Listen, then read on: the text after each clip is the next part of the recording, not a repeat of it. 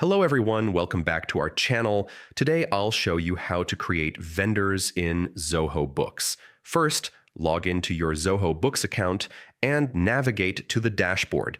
Next, click on the Purchases tab at the top of your screen. Under this section, select Vendors to view your current vendor list. To add a new vendor, click the New button in the top right corner. This will open a form where you can enter all the necessary details. Start with the primary contact, followed by the company name and display name. This is how your vendor will appear in your records.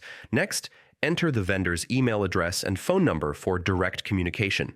If applicable, add the vendor's company ID, address, and tax information to keep your records comprehensive. Once you've reviewed all the information, click Save.